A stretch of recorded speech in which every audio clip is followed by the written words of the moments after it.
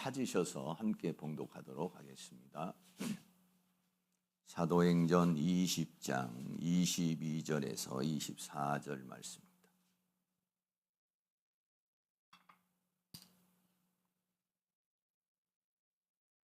다 같이 찾으셔서 함께 봉독하겠습니다. 보라, 이제 나는 심령의 배임을 받아 예루살렘으로 가는데 거기서 무슨 일을 만날는지 알지 못하노라. 오직 성령이 각성해서 내게 증거하여 결박과 환난이 나를 기다린다 하시나 나의 달려갈 길과 주 예수께 받은 사명 곧 하나님의 은혜의 복음 증거하는 일을 마치려 하면은 나의 생명을 조금도 귀한 것으로 여기지 아니하노라. 아멘. 주님의 은혜가 이 시간 여러분에게 함께하기를 주의 이름으로 축복합니다. 오늘 말씀의 제목은 사명은 목숨보다 귀하다, 이런 주제인데 우리 같이 한번 따라해 보겠습니다. 사명은 목숨보다 귀하다. 예, 이렇게 하면은 마음속에서 아멘이 나오시는 분이 있고 어떤 분은 좀 거부감이 일어날 수도 있겠습니다. 아니 무슨 사명을 목숨보다, 사명이 어떻게 목숨보다 더 귀한가? 목숨을 위해서 사명이 있는 것이지 사명을 위해서 목숨이 있는 것인가? 이런 생각을 하실 수도 있겠습니다. 그러나 성경은 뭐라냐? 사명은 목숨보다 귀하다, 이렇게 말하고 있죠. 이번 우리 집회의 제목이 사명을 감당하자, 이런 주제입니다. 2025년도가 이제 시작이 돼서 우리가 이제 출발을 했습니다. 그래서 2025년도 하나님께서 나에게 주신 사명, 나에게 주신 은혜, 이것을 우리들이 이제 감당할 수 있기 위해서 우리가 한 주간 집회를 나누려고 해요. 그래서 이 한 주간 동안에는 사명감이 불타는 사명의식이, 그동안의 사명의식이 좀 약해졌다면 이게 나에게 주신 사명이지, 내가 이 일을 해야 되는데, 이렇게 다시 한번 각성해서 하나님께서 우리에게 주신 그 사명을 감당할 수 있는 그런 은혜도 받고 능력도 받고 지혜도 받고 필요한 모든 것을 공급받을 수 있는 그러한 은혜의 시간이 되어줄 수 있기를 주의 이름으로 축복합니다. 어떻게 보면은 오늘 주제가 조금 무거운 주제가 될 수도 있겠어요. 그렇지만은 우리에게 꼭 필요한 그러한 주제가 되고, 한 해를 우리가 살아가면서 이런 사명의식을 가지고서, 사명감을 가지고서 사느냐 그렇지 않느냐 하는 것은 또 많은 결과가 다른 그런 삶을 살아갈 수 있게 된다라고 하는 것이고, 특별히 오늘 사도행전 20장 24절에 있는 주제의 말씀을 우리가 이 집회 기간 동안에 마음에 새기면서 함께 나누고자 해요. 그래서 오늘은 사명은 목숨보다도 귀하다라고 하는 이런 주제로 하나님 말씀을 함께 나누게 되는데요. 첫 번째로는 사도 바울은 본인을 뭐라고 말했냐면 성령의 배임을 받은 자라고 그렇게 말했습니다. 사도행전 20장 22절 말씀에 보라, 이제 나는 심령의 배임을 받아 예루살렘으로 가는데 거기서 무슨 일을 만날는지 알지 못하노라 라고 그랬어요. 그래서 여기서 말하는 심령이라는 말은 우리의 마음이라는 것보다는 푸뉴마라는 영입니다. 영. 그래서 영 안에서 매임을 받아, 이런 얘기예요. 그러니까는 성령의 매임을 받았다, 이런 얘기예요. 심령의 매임을 받은 게 아니라 성령의 매임을 받았다, 이런 얘기죠. 성령의 매임을 받았다라고 하는데 여기서 매임이라는 말이 헬라어로 데오라는 그런 말입니다. 이 데오라는 말은 뭐냐면 묶다, 동용의다. 그러니까 끈으로 사람을 묶거나 아니면 포승을 해서 묶거나 이런 것들을 가르쳐서 말해서 이제 데오라고 그렇게 말해요. 그래서 묶어서 끌고 가는 것이죠. 또 묶어서 이제 묶인 상황에서 살아가는 것, 이런 것을 뭐라고 그러냐면 데오라고 이렇게 이야기를 하고 있습니다. 그래서 사도 바울은 일생을 성령에 묶여서 성령의 매임을 받아서 인생을 살아왔다라고 그렇게 이야기를 하고 있습니다. 그래서 여기서 말하고 있는 이 데오라는 동사가 완료 동사로 완료 수동태로 이렇게 되어 있어요. 그래서 완료 수동태라는 것은 뭐냐면 하나님에 의해서 완전히 사로잡힌 상황. 그래서 하나님께서 사도 바울을 완전히 사로잡아 가지고 그 이끄시는 대로 삶을 사는 사람이다. 성령에 묶여서 성령의 매임을 받아서 사는 인생이다 라고 그렇게 말하고 있는 것입니다. 그래서 현대인의 성경은 이것을 뭐라고 말했냐면 이제 나는 거역할 수 없는 성령의 강한 힘에 이끌려 사는 자다 이렇게 말했어요. 거역할 수 없는 성령의 강한 힘에 이끌려 사는 자다 라고 이렇게 현대인의 성경에서는 말해주고 있습니다. 왜 그러냐면은 지금 현재 사도 바울의 이 말씀의 배경이 어떤 배경입니까? 이제 사도 바울이 예루살렘으로 가려고 그러는데 그 예루살렘에 가면은 결박과 환란 여러 가지 많은 일이 지금 이제 사도 바울을 기다리고 있다. 그러므로 이제 그 예루살렘에 가는 것은 굉장히 위험하다. 이렇게 말을 하니까 나는 그렇게 무슨 환경에 묶이거나 어떤 상황에 묶이거나 그래서 나의 가는 길을 수정하거나 후퇴하는 사람이 아니라 성령께서 성령의 매임을 받아서 성령이 이끄는 대로 나는 살아가는 사람이지 조건에 따라서 환경에 따라서 상황에 따라서 나는 움직이는 사람이 아니다 라고 그렇게 말하고 있는 것입니다. 그래서 이런 그 사명을 받은 사람들, 특별히 사명을 받지 않아도 우리 믿음의 사람들은 어떻게 해야 되느냐? 성령의 매임을 받아야 된다는 것이죠.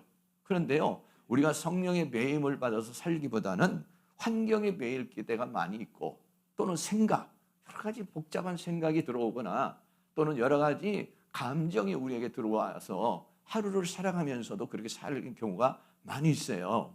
그래서 뭐 평범한 날은 뭐 그렇지 않을 수도 있지만 갑자기 우리 집에 어떤 문제가 닥쳤다든지 또 어려운 상황이 생겼다든지 그러면은요 그 감정에 꽉 묶여버려요. 내 모든 행동이 다 묶여버려가지고 그 감정 때문에 고민하고 괴로워하고 슬퍼하고 힘들어하고 이렇게 사는 경우도 있고 또 어떤 생각이 딱 와가지고 그 생각에 또 사로잡혀가지고 사는 경우도 있고 또 어떨 때는 환경에 묶여가지고 내가 이 지금 사명을 감당해야 되는데 하나님의 은혜 수준을 따라 살아야 되는데 성령을 따라 가야 되는데 거기에 묶여서 살게 되는 경우가 많이 있다는 것이죠. 그렇기 때문에 우리가 2025년도 정말 하나님께서 맡겨준 사명을 잘 감당해 나가려면은 우리는 생각이나 감정에 묶인 사람이 돼서는 안 된다. 뭐에 묶여야 됩니까? 성령에 묶여서 성령의 음성을 듣고 성령의 감동을 깨닫고 성령의 인도하심에 민감해가지고 거기에 반응하면서 사는 사람이 되어야 된다는 것이죠. 사랑하는 모든 성도님들이 이렇게 성령의 매임받는 그런 삶을 살아가실 수 있기를 주의 이름으로 축원합니다. 그래서 마귀는요 우리를 다양한 형태로 우리를 묶어가지고요 끌고 가려고 그래요. 그래서 다양한 형태로 공격해 들어오는데 누가복음 13장 16절에 보면은 18년 동안 이 질병으로 묶여 있는 사람이 있습니다. 그래서 18년 그러면 누가복음 13장 16절에 그러면 18년 동안 사탄에게 매임받은 이 아브라함의 딸을 안식일에 이 매임에서 푸는 것이 합당치 아니하냐 이렇게 말했어요. 왜 18년 동안 허리를 조금도 펴지 못하고요 거기에 묶여서 인생을 살았어요. 그러니까 무엇을 할 수가 있겠습니까? 제대로 할 수가 없는 거예요. 허리가 묶여가지고 제대로 활동도 할 수도 없고 여러 가지 삶을 살아가는데 죄악을 받는 인생을 살았다는 거예요. 그러니까 마귀는요 우리를 어떤 식으로도 묶습니다. 질병으로 묶어가지고 일을 하지 못하게 한다든지 물질로 묶어가지고 일을 하지 못하게 한다든지 또 여러 가지 가정의 문제를 일으켜서 거기에 묶여가지고 또 일을 하지 못하게 한다든지 어떤 시간에 쫓겨서 일을 하지 못하게 된다든지 이런 거예요. 그러니까 여러분들이 그런 것에다가 묶이면 안 돼요. 그런 것에다가 그런 거를 신경 안 쓸 수는 없고 그런 것에 우리가 또 에너지를 안 쓸 수는 없죠. 그러나 우리는 성령에 묶임 바 되는 데다가 60% 70%를 사용을 하고 나머지 30% 40%는 뭐냐면 그런 일들을 우리가 처리해 나가야 되는데 거꾸로 되는 사람이 있어요. 성령의 이끌림 받는 것은 20, 30%는 밖에 안 끌려가고 참 다 환경이 온통 생각이 환경에 이끌리고 온통 이 감정이 말이죠. 상황에 묶여가지고 마음 편한 날이 없고 이렇게 좀 뭔가 하나님 주시는 평강을 누리지 못하는 그런 삶을 살아가게 되는 경우가 많이 있다는 것이죠. 그래서 여기 누가복음 13장에는 18년 동안이나 사탄에게 매임받은 사람을 예수님께서 풀어주시죠. 근데 사탄에게 매임을 받았어요. 원수 마귀가 매임을 받았는데 질병으로 고통을 당하는 거예요. 네. 그래서 나를 묶고 있고 나를 제약시키게 되고 나를 제한시키는 이 질병의 세력을 이런 질병으로 나를 묶고 있는 그 사탄의 세력을 다 풀어버릴 수 있는 그런 은혜가 있기를 주의 이름으로 축원합니다. 어떤 상황으로든지 이 마귀는요 묶어요 우리를요. 그래서 우리가 제한된 삶을 살게 하고 우리를 자유로운 그런 삶을 살아가지 못하도록 방해를 하고 있어요. 그러니까 그거에 대해서 우리는 그거를 끊어내야 돼요. 끊어내고 이겨내야 됩니다. 그러니까 우리가 뭐 잘 알고 있는 하영조 목사님 같은 경우나 옥하는 목사님 같은 그런 분들 보면은 그 하영조 목사님은 더해죠. 완전히 뭐 그냥 뭐 암 수술도 몇 번 하고 뭐 하여간 수술도 몇 번 하고 뭐 보통 뭐 다 온몸이 다 그냥 질병으로 고통을 당하죠. 그런데 그거에 묶여가지고 아유 나는 아무 일도 못한다고 있지 않고 그럼에도 불구하고 선교하고 그럼에도 불구하고 설교하고 그럼에도 불구하고 교회를 키우고 그럼에도 불구하고 하나님의 나라를 위해서 하나님 앞에 쓰임받는 그런 삶을 살아가는 모습을 보게 돼요. 그런데 많은 사람들은 조금만 아프면 아이고 전도하는 거 쉬고 조금만 힘들면 기도하는 거 쉬고 조금만 어려우면은 그 자기가에게 맡겨진 사역을 내려놓는 경우가 많이 있어요. 왜 그러냐? 마귀가 그것을 방해를 하고 있다라고 하는 것이죠.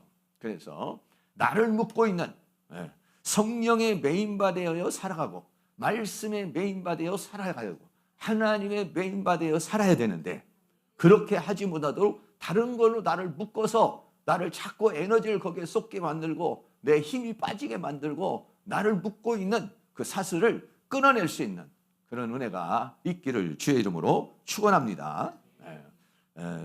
사도 바울이 아시아에서 복음을 전하려고 이제 하다가 성령이 아시아에서 말씀을 전하지 못하게 하심으로 말미암아서 유럽으로 넘어가는 그러한 전도 장면이 나옵니다. 사도행전 16장 6절 7절에 보면은 성령이 아시아에서 말씀을 전하지 못하게 하시거늘 이렇게 말했어요. 그러니까 성령이 아시아에 그러니까 바울은 아시아에다가 지금 사명을 두고 그쪽으로 가서 복음을 전하려고 이렇게 방향을 틀고 있는데 성령이 아시아에서 말씀을 전하지 못하게 했다라는 거예요. 그러니까 내가 무슨 일을 하고 있는데 이거를 지금 하나님께서 계속 후원해 주시고 하나님이 동행해 주시고 하나님이 이끌어 주시는가 아니면 하나님이 그것을 방향을 틀고 계시고 아니면 그것을 제약시키고 있는가 이거를 우리는요 민감하게 살펴봐야 되는 거예요. 내가 뭔가를 계획하고 추진하려고 하는데 성령님의 역사가 여기에 있는가 아니면 성령님이 이걸 막는가 이거를 우리는 생각을 해야 돼요. 그래서 잘 생각을 해봐야 되겠죠. 그런데 바울은 아시아에서 말씀을 전하려고 했지만은 성령이 아시아에서 말씀을 전하지 못하게 하는 것을 느낌을 받았다는 것이죠. 감동을 받았다는 것이죠. 그러니까 성령의 메인바가 된 사람이니까 이쪽으로 가는데 성령이 자꾸 이쪽으로 끌고 가니까 그것을 느꼈다는 거예요. 그러니까 성령의 메인바 된 사람은 나름대로 내 의지로 또 내 생각으로 어떤 결정을 내리고 목표를 정해서 행동하려고 그럴 때 성령이 그것을 허락하지 않는 것을 느낄 수 있어야 된다는 거예요. 그러니까는 우리가 살면서 내가 어떤 계획하고 생각하는 것을 하나님이 지금 그것을 계속해서 길을 열어주시고 잘 가게 만들어주시는가 아니면 그것을 막고 있는가 이거를 잘 생각해야 돼요. 그래서 기도를 해야 됩니다. 내가 하나님 이 길을 지금 목표를 이렇게 세웠습니다. 계획을 이렇게 세웠습니다. 이게 하나님이 원하시는 것인지 하나님이 원하지 않는 것인지 주님 나에게 깨달음을 주시옵소서. 성령의 감동을 주시옵소서. 그래서요, 우리는 거기에 민감해야 되는 거예요.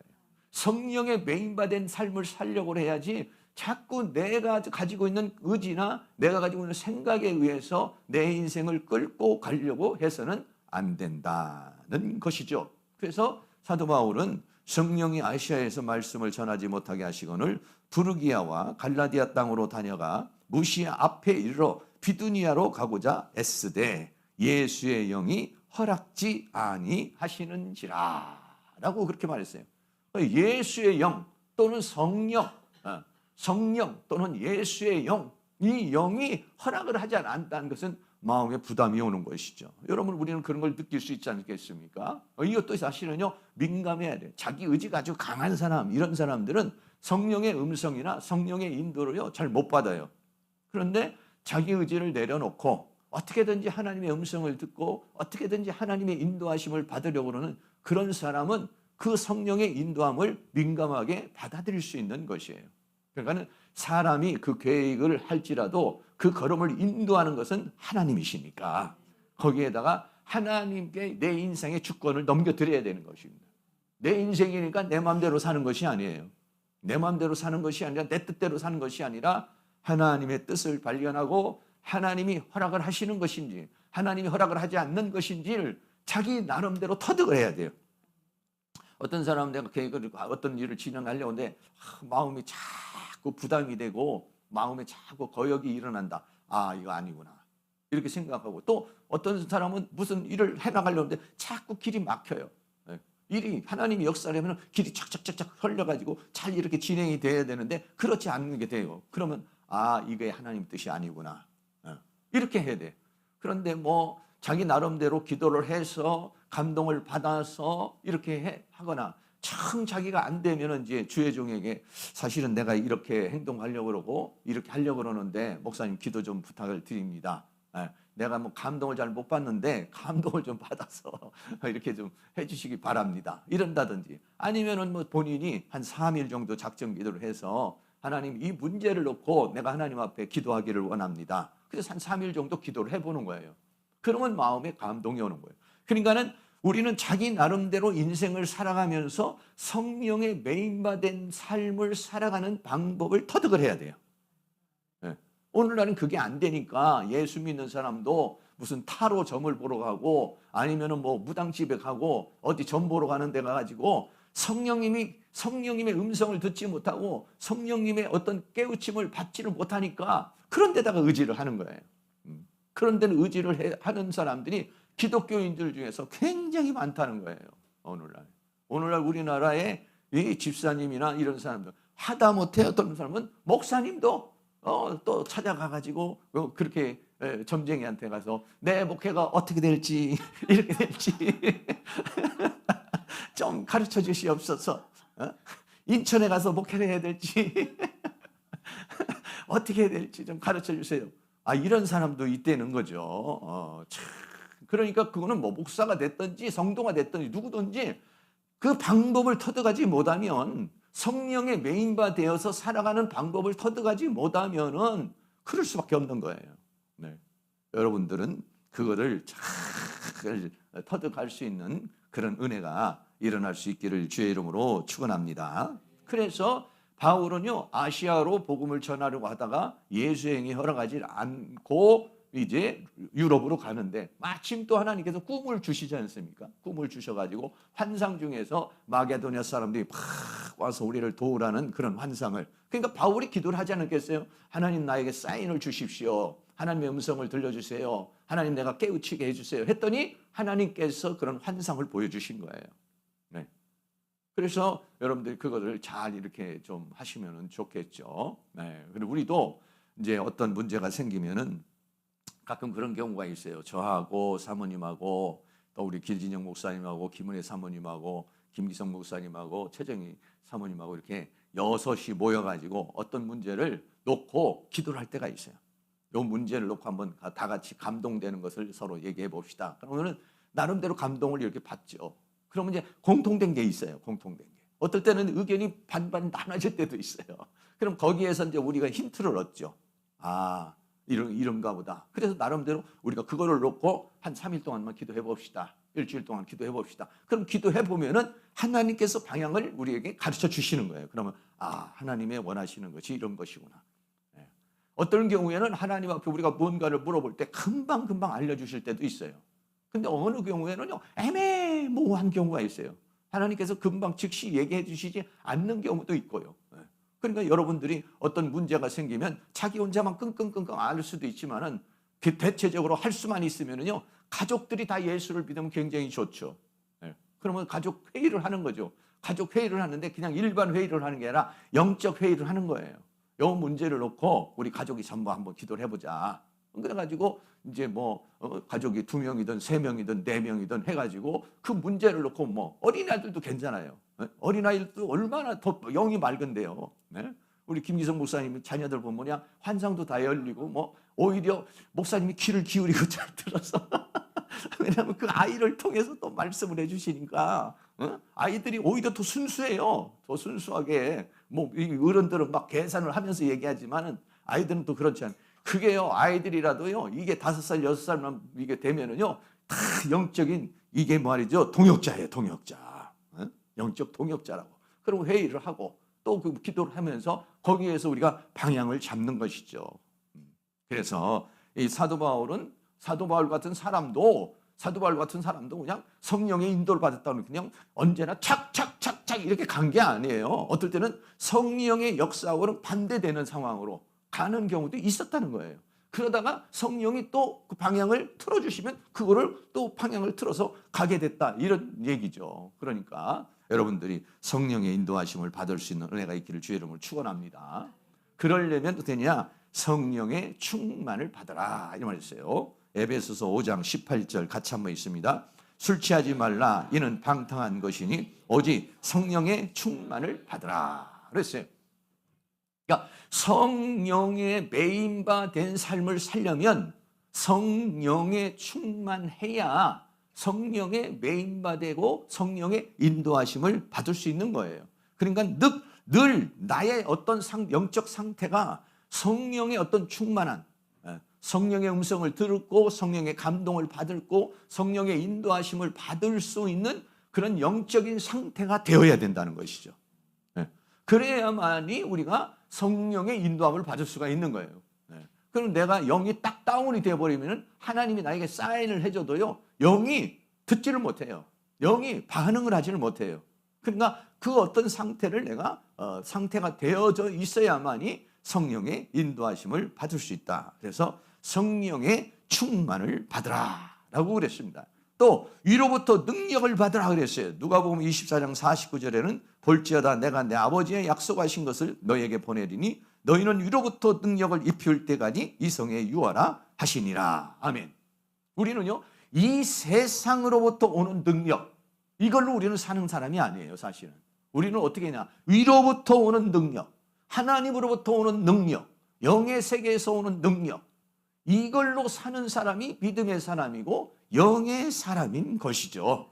그렇기 때문에 우리는 위로부터 오는 능력, 땅에서 오는 학문이나 지식이 아니라 위로부터 주어지는 하나님의 지혜, 하나님의 능력, 하나님의 깨우침, 이게 우리에게 있어야 된다는 것이죠. 이런 은혜가 이번 집회 기간에 충만하게 일어날 수 있기를 주의 이름으로 축원합니다.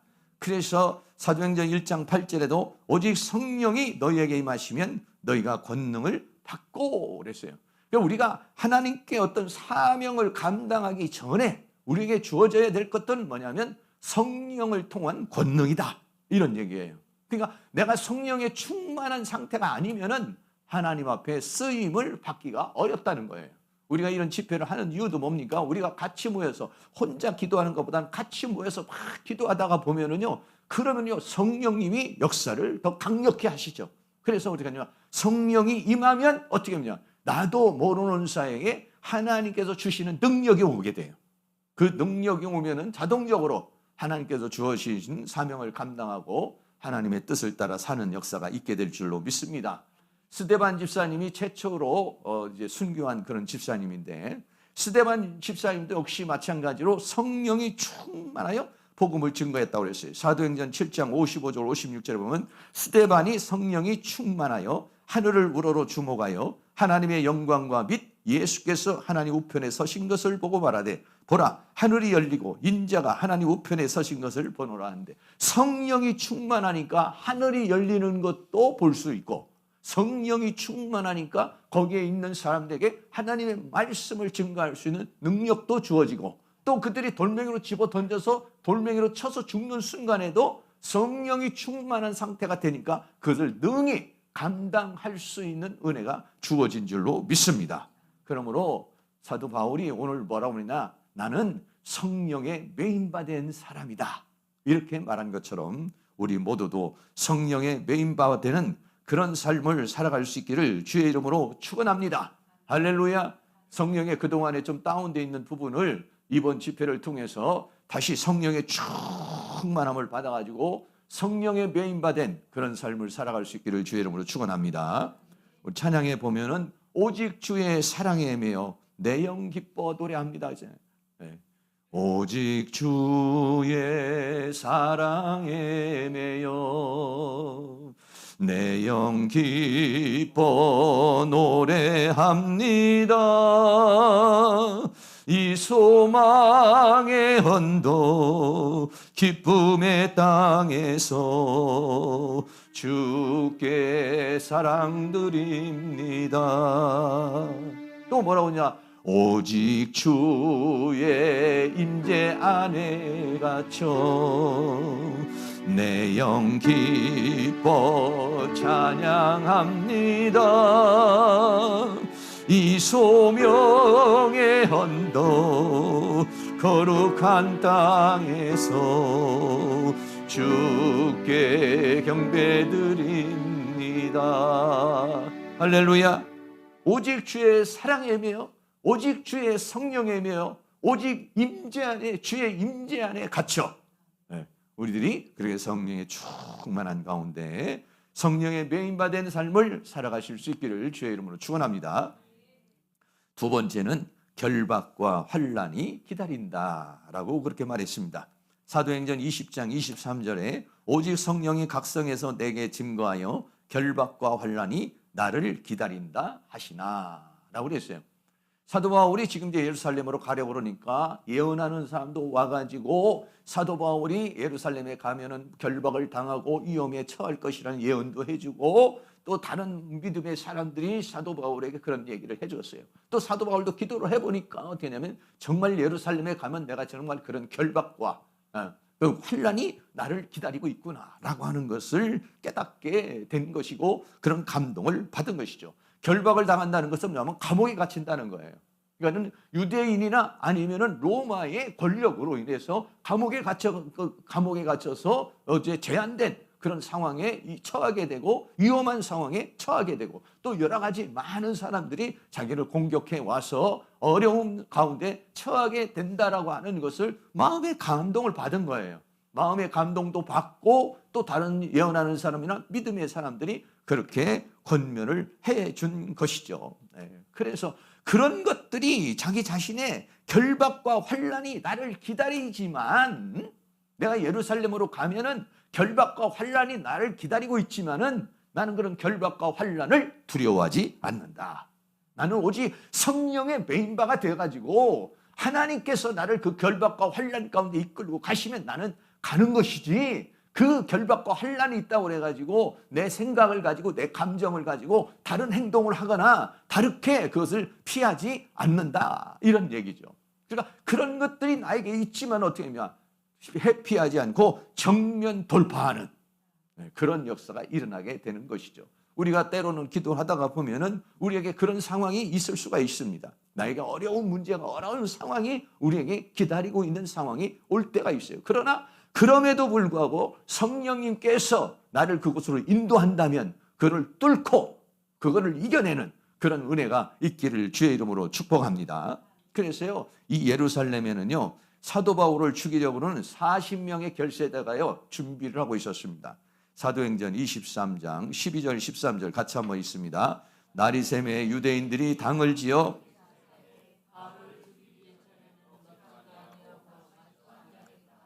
이같이 동맹한 자가 40여 명이더라. 아멘. 그러니까 이 사람들은 옛날에 사울 같은 사람이죠. 이 사도 바울이 예수님 만나서 바울이 되기 전에 사울도 어떻게 했습니까? 예수 믿는 사람은 쫓아다니면서 다 핍박을 하고 감옥에 가두고 죽이고 그런 일을 했던 거 아니겠습니까? 완전히 그게 사탄에 매여 있는 것인데 그게 하나님을 위한 일이라고 생각한 것이죠. 이 마찬가지로 그렇게 유대교에 있다가 배신을 하고 배반을 해서 예수를 증거하는 사도 바울을 보니까 이 사람들은 얼마나 분노를 하고 얼마나 이 사단이 준 사명감에 불타는지 사도 바울을 죽이기 전엔 먹지도 않고 마시지도 않겠다. 그러니까 이 사도 바울을 죽이는 것이 하나님의 뜻이다. 하나님이 원하는 것이다. 이렇게 생각한 사람이요, 그거를 동맹한 사람이 40여 명이라는 거예요. 오늘날 살다가 보면은요, 이런 엉뚱한 사상에 묶여가지고 살아가는 사람이 얼마나 많은지 모릅니다. 굉장히 조심해야 됩니다. 자기 나름대로는 이게 하나님이 원하는 거야. 자기 나름대로는 하나님의 뜻이에요. 그거는 사도 바울도 예수님 만나기 전에 그런 생활을 살았다는 것이죠. 그런 생각 속에 살아갔어요. 혹시라도 오늘 우리가 지금 살아가고 있는데 잘못된 사상을 가지고 잘못된 생각을 가지고 기도의 목적으로 놓고 기도의 목표로 놓고 내가 지금 하나님에게 기도하고 내가 그 목표를 위해서 달려가고 있지 않는가? 그런 것이 있다면 하나님이 은혜 속에서 깨우침을 받을 수 있는 그런 은혜의 역사가 일어날 수 있기를 주의 이름으로 축원합니다. 네. 이런 사람들이 있으니까 여러분 생각해 보세요. 나를 지금 죽이려 오는 사람이 한 명, 두 명만 있다고 생각해 보세요. 너 행복한 교회 나가기만 해봐. 너는 길에서 죽을지 화장실에서 죽을지 하여간 밤길을 조심해야 될 거야. 여러분 그러면은 분명히 여러분들이 전화할 때 목사님 나는 이번 집회는 못 나갈 것 같습니다. 왜요? 밤에 나가다가 뒤에서 누가 나를 때리면 어떻게 하고요? 그러다가 내가 다치면 또 교회에 덕이 되지 않겠잖아요. 뭐 이렇게. 그런데 한 명, 두 명도 아닙니다. 그리고 또 그런 사람들이 현찮은 사람들이 아니에요.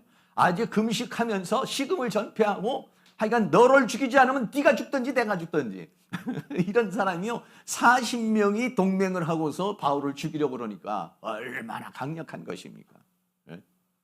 얼마나 여러분들이 떨리겠어요? 힘들겠습니까? 한두 명도 아니고 40여 명이나 되는 사람이 바울을 죽인다고 생각해봐. 여러분을 위해서 만약에 나와서 여기 와서 해피가 전도를 하거나 아니면 여기 나와서 복음을 전하면은 너는 죽을 줄 알아. 그래가지고 한 5명만 와가지고요 여기 해피가 전도하는데 전부 다 몽둥이 들고 와가지고요 만약에 한 5명만 와가지고 예수 믿으라는 소리 하기만 해 그냥 입을 갖다가 그냥 몽둥이로 내리칠 거야. 그러면 어떻게 하겠습니까? 목사님 아무래도 우리 지혜롭게 해야 될 것 같습니다. 당분간 전도를 그만둬야 될 것 같습니다. 이렇게 생각하지. 목사님 집사님 우리 지금 지혜롭게 나가지 마시고 목사님 뭔 소리야? 내가 입이 터져가지고 이빨이 다 빠지는 한이 있어 나는 나가서 복음을 전합니다. 그러실 수 있는 분이 몇 분이 계실는지 모르겠어요.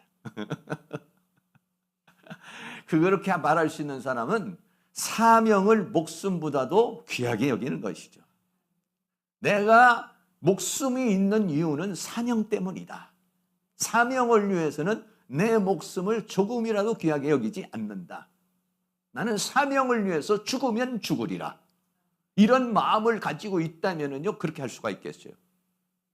그러나 내가 어떤 사명을 감당하는데 나에게 어떤 해로움이 온다든지 어떤 문제가 생긴다든지 우리는 살면서 예수 믿으며 교회 다니면서요 조금만 문제가 있어도요 이것 때문에 그냥 교회를 그만두느니 때려치느니 뭐 이런 경우가 얼마나 많습니까?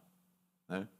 목사님 난 그 교회 이 집사 때문에 아주 이간질하는데 그냥 머리가 아파서 난 못 나가겠습니다. 네? 네. 얼마나 그런 또 뭐 누구 때문에 불편한 마음 때문에 그래가지고 막 신앙생활하는데 어려움을 당하고 힘든 것을 당하고 뭐 이런 경우가 얼마나 많이 있어요. 이런 정도가 아닌데 이런 정도 정말 내가 내 믿음을 목숨을 걸고 사명에 목숨을 걸었다면은 그런 것들은 다 뛰어넘을 수가 있어야 될 줄로 믿습니다. 그건 어떻게 보면요 이런 바울의 문제에다가 비교를 하면은 그것은 사실은 문제가 되지 않아요. 물론 그 사람에게 있어서는 정신적으로 여러 가지로 아직 성숙하지 못해서 그것이 문제가 될 수는 있겠지만은 그를 문제라고 생각하지 말고 그것을 잘 극복해 나갈 수 있는 그런 은혜의 역사가 일어날 수 있기를 주의 이름으로 축원합니다. 세상에서는 환난을 당한다라고 말합니다. 요한복음 16장 33절도 우리 잘 아는 말씀이지만 같이 있습니다. 이것을 너희에게 이름은 너희로 내 안에서 평안을 누리게 하려 함이라. 세상에서는 너희가 환난을 당하나 담대하라. 내가 세상을 이기었노라 하시니라. 아멘. 네. 왜? 세상 자체는 어둠이고 우리는 빛이기 때문에 세상에 살면서 우리는 당연히 세상으로부터 환난을 당하는 거예요. 그러니까 우리가 세상에서 잘 먹고 잘 입고 잘 살고 편안하게 살게 해달라. 이거는 어떻게 보면 하나님의 뜻에 잘 맞지 않습니다. 오히려 우리는 세상에서 어떤 환난이 와도 어떤 결박이 와도 어떤 문제가 와도 이길 수 있는 힘을 주세요. 견딜 수 있는 힘을 주세요. 정면 돌파할 수 있는 능력을 주세요. 여러분 이렇게 기도하는 것이 이게 맞는 것이지 하나님 왜 이런 문제가 생기고 이런 사건이 생기고 왜 저런 사건이 생깁니까? 제발 좀 내 앞에 이런 문제와 사건이 없게 해주십시오. 이런 거는요 그렇게 하나님의 뜻에 부합된 기도가 아니에요. 예수 믿어서 만사형통이라는 것이요 아무 일도 일어나지 않는 것이 아니에요. 요셉이 어땠습니까? 노예로 팔려가고 보디발의 집에서 노예로 생활을 하지만은 뭐라고 합니까? 하나님이 요셉을 형통하게 하셨더라라고 말해요. 형통하게 했다고 그래가지고 노예에서 풀려났다든지 어떤 상황에서 풀려난 것이 아니에요. 상황은 그대로 힘들고 어려워요. 근데 형통하다는 건 뭐냐? 그거를 다 이겨낼 수 있는 사람이 되었다 이런 얘기예요. 그러니까 그런 은혜가 있기를 주의 이름으로 축원합니다. 로마서 8장 35절 37절도 같이 한번 읽습니다. 누가 우리를 그리스도의 사랑에서 끊으리요? 환난이나 곤고나 핍박이나 기근이나 적신이나 위험이나 칼이랴. 그러나 이 모든 일에 우리를 사랑하시는 이로 말미암아 우리가 넉넉히 이기느니라. 아멘. 성경은 우리에게 뭐라고 말합니까? 환난이 오고 곤고가 오고 핍박이 오고 기근도 오고 적신도 오고 위험도 오고 칼이 오지만은 우리를 사랑하시는 이로 말미암아 우리가 넉넉히 이기느니라 라고 그랬어요. 내 힘과 능력으로서 이겨내는 것이 아니라 우리를 사랑하시는 이로 말미암아서 이겨낸다. 다시 말하면 뭐냐? 하나님이 주시는 힘과 능력으로서 이겨낸다라고 하는 거예요. 그러니까 사도 바울은 예루살렘에 가도 나에게 결박과 환난이 있지만 난 그거 두려워하지 않는다. 왜? 나를 이기게 하시는 하나님이 나와 함께 하시기 때문에 내가 성령의 배임을 받아 간다면 성령이 나를 살리기도 하시고 죽이기도 하시고 하나님이 원하시면 이 길로도 가게 하시고 저 길로 가게 하셔서 하나님의 뜻을 이룰 것이기 때문에 나는 성령의 배임바대로만 살 것이다. 할렐루야. 그런 은혜가 오늘 성령 충만한 가운데 일어나고 오늘 로마서 8장 35절 37절에 말하는 것처럼 나를 사랑하시는 예수 그리스도를 통해서 나는 넉넉히 이겨낼 수 있다. 할렐루야. 왜? 결박과 환난이 큰 것이지만 그것보다도 크신 분이 하나님이시기 때문에 그거를 이기게 하실 수 있는 능력이 하나님께 있기 때문에 그 하나님이 나와 함께 하시고 그 하나님이 나에게 능력을 주시면 나는 능히 이길 수 있는 줄로 믿습니다. 세 번째는 사명을 위해서 목숨을 조금도 귀하게 여기지 않았다. 오늘 주제의 말씀과 같은 이제 그런 부분입니다. 사도행전 20장 24절 잘 아는 말씀이지만 같이 한번 읽겠습니다. 나의 달려갈 길과 주 예수께 받은 사명 나의 생명을 조금도 귀한 것으로 여기지 아니하노라. 아멘. 여러분들 고백도 같은 고백이십니까? 조금 변형된 고백이십니까? 이런 말씀을 보면 아멘 아멘. 어떤 분은 아멘 아멘 아멘 3번.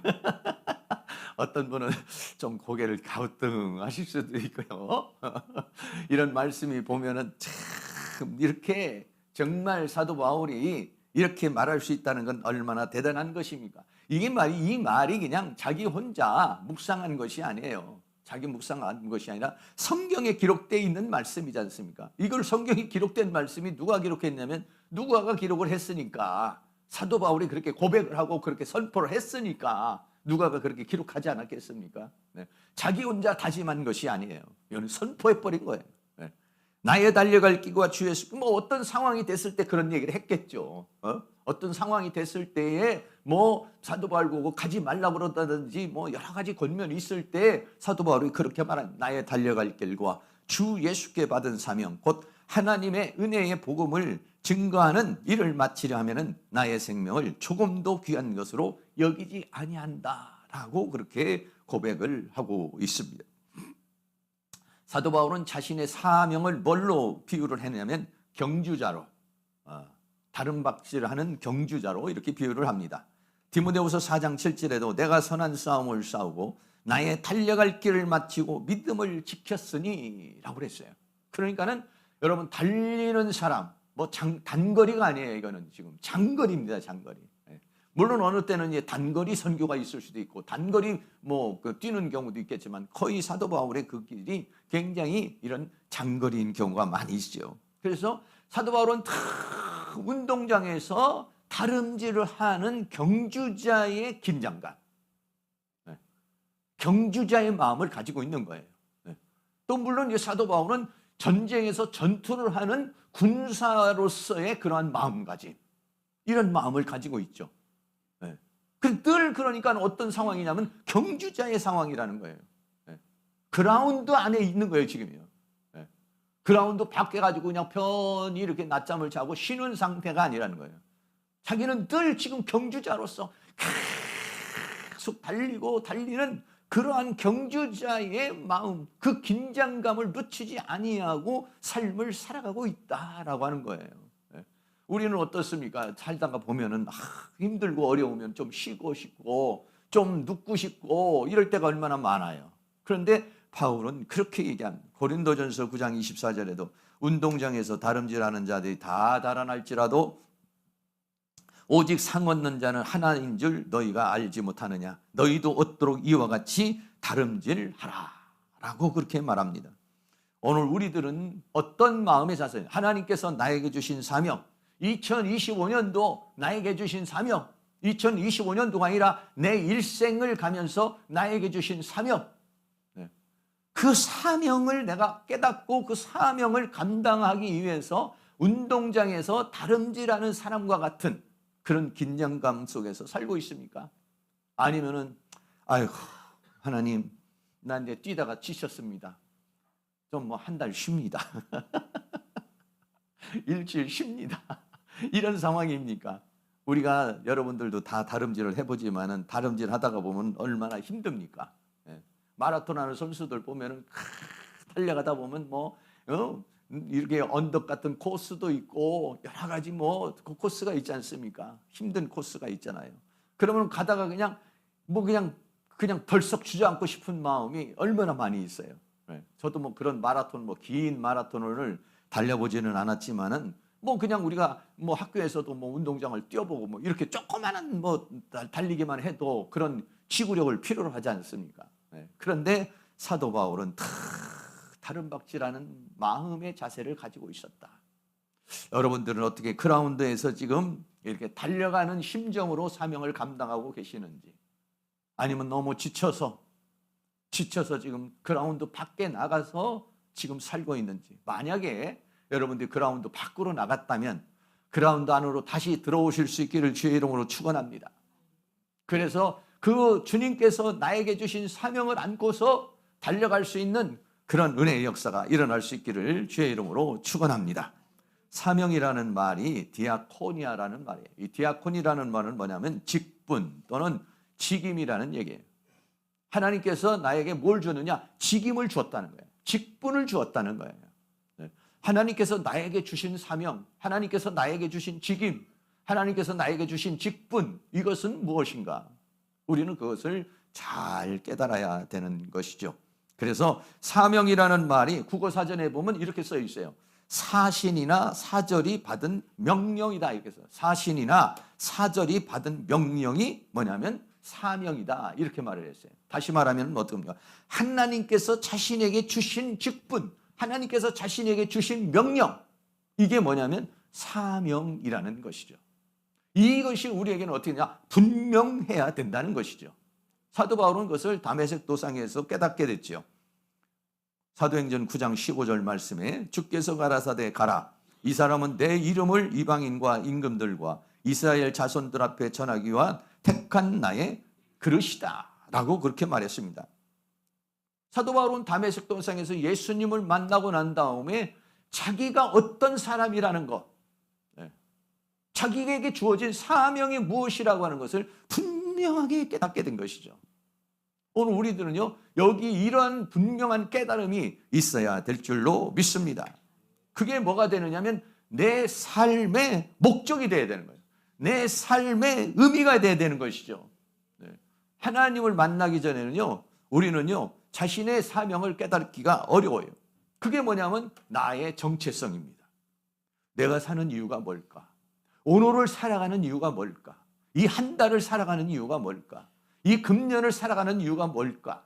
그거는 뭐냐면 하나님께서 주신 나의 사명이 나의 삶의 목적이 되어야 되는 것이다. 그런 은혜가 있기를 주의 이름으로 축복합니다. 다시 한번 하나님께서 나에게 주신 사명을 나는 감당하며 살고 있는가? 감당하려고 살고 있는가? 감당했는가?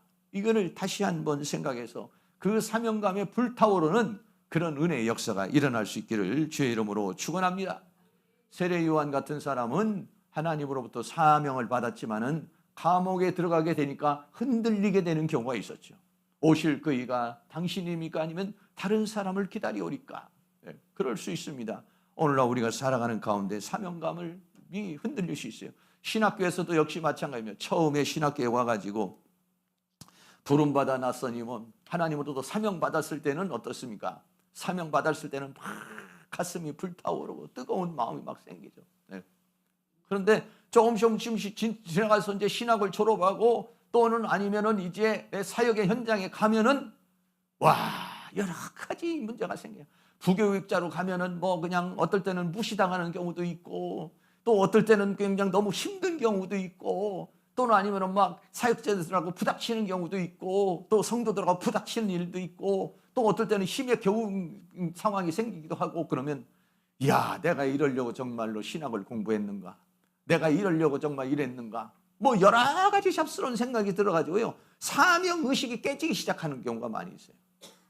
그것도 어떻게 견뎌가지고 만약에 우리가 개척을 했다. 그러면은 개척을 하면은 부교육자로 있으면 그래도 편해요. 부교육자로 있을 때는 그래도 뭐 어떻게 생각합니까? 아우 치사하고 더럽고 안 입고 와서 내가 그냥 차라리 개척하고 말지 해가지고 만약에 개척을 하면 더 힘든 거예요. 이거는 부교육자로 있으면 어디 도망갈 때도 있고 좀 빠질 때도 있죠.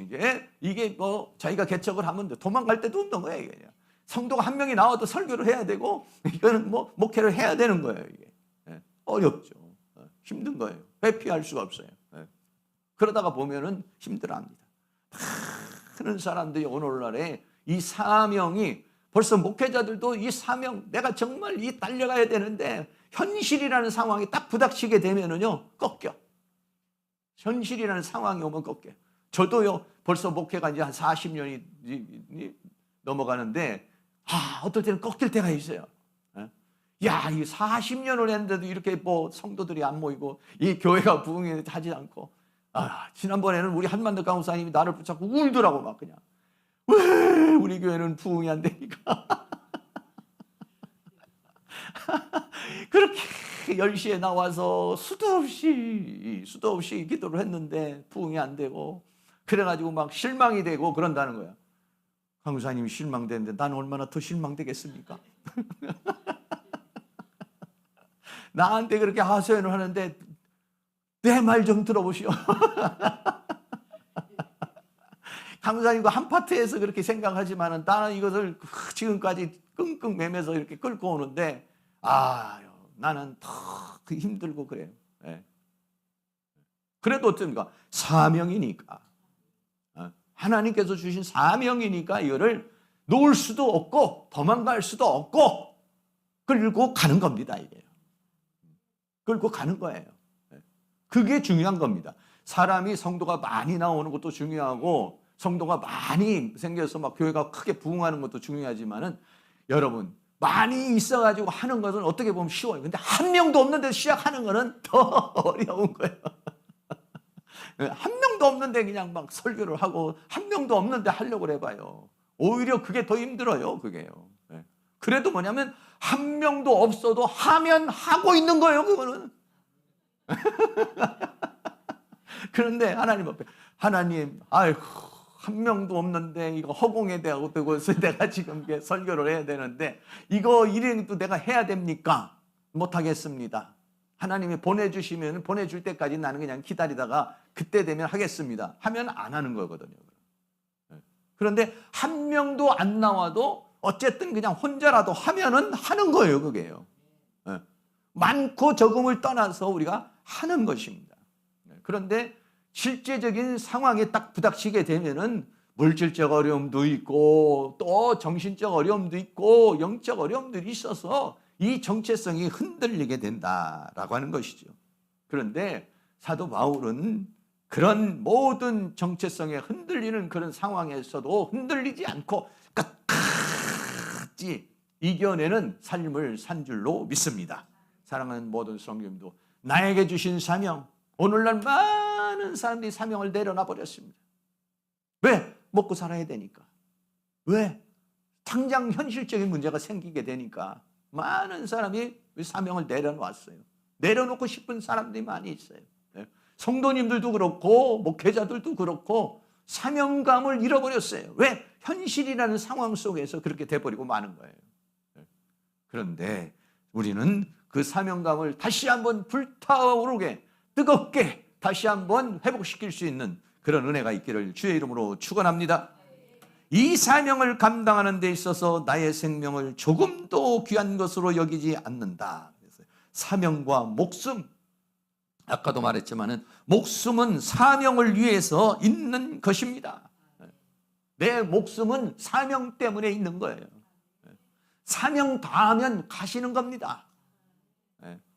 가면은 뭐 사명을 더 이상 할 수 없는 것이니까.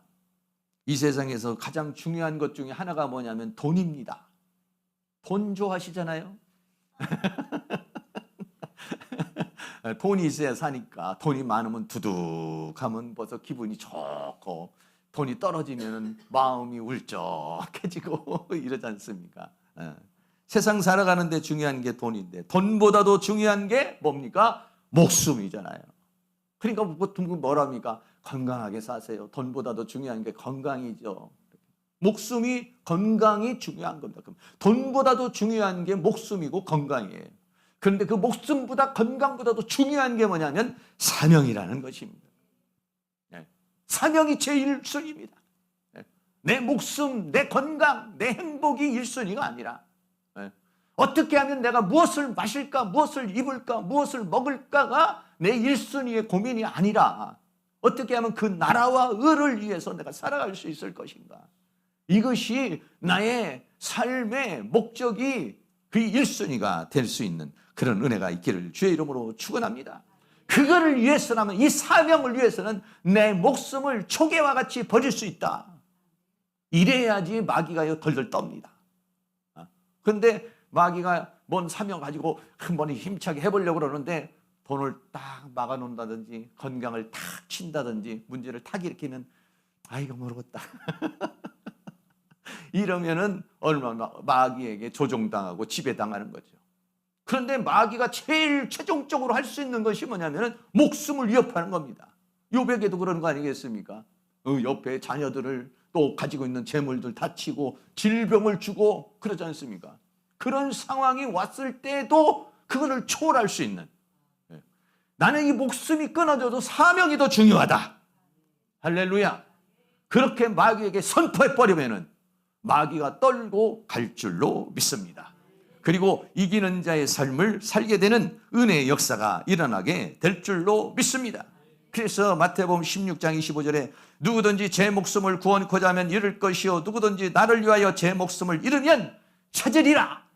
여기서 말하는 목숨은 푸시케입니다. 푸시케라는 내 이 목숨을 버리면 무엇이냐? 영원한 목숨. 영원한 목숨을 찾게 될 것이다 라고 하는 것이니까 여러분, 우리의 목숨을 가지고서 거기에 덜덜덜덜 떨지 마시고 그 목숨까지도 초월할 수 있는, 그를 뛰어넘을 수 있는 그러한 사명감이 불타는 은혜의 역사가 일어날 수 있기를 주의 이름으로 축원합니다. 할렐루야. 오늘 우리가 이 집회를 하면서 우리들 마음속에 그러한 은혜의 역사가 뜨겁게 일어나는 은혜의 역사가 일어나기를 주의 이름으로 축원합니다. 마태복음 22장 37절 38절에 예수께서 가라사대 내 마음을 다하고 목숨을 다하고 뜻을 다하여 주 너의 하나님을 사랑하라 하셨으니 이것이 크고 첫째 되는 계명이요. 하나님을 사랑하는데, 하나님이 나에게 주신 그 사명감에 불타오르는데, 하나님을 사랑하는데 마음을 다하고 뜻을 다하고 그리고 목숨을 다하여 사랑할 준비가 되어 있어야 된다, 이런 얘기죠. 네. 그런 마음이 주어질 수 있기를 주의 이름으로 축원합니다. 많은 사람이 내 삶의 일부분을 하나님 앞에 드리고 일부분을 하나님을 사랑하는 경우가 있어요. 그것이 아니라 내 삶의 전체를 하나님 앞에 드리고 전체를 가지고 목숨을 다하여 하나님을 사랑할 수 있는 그런 은혜의 역사가 일어날 수 있기를 주의 이름으로 축원합니다. 고린도전서 9장 16절에 사도 바울은 또 이렇게 고백합니다. 내가 복음을 전할지라도 자랑할 것이 없으면 내가 부득불할리임이라. 만일 복음을 전하지 않으면 내게 화가 있을 것이미로다. 왜? 이것은 하나님이 나에게 주신 사명이기 때문에, 하나님이 나에게 주신 직분이기 때문에, 하나님께서 나에게 주신 은혜이기 때문에 내가 이거를 감당하지 않으면 나에게 화가 있을 것이다. 이런 마음으로 이제 살아가는 그런 삶을 살아간 것을 우리가 볼 수 있습니다. 로마서 14장 8절 말씀에 우리가 살아도 주를 위하여 살고 죽어도 주를 위하여 죽나니 그러므로 사나 죽으나 우리가 다 주님의 것입니다. 할렐루야.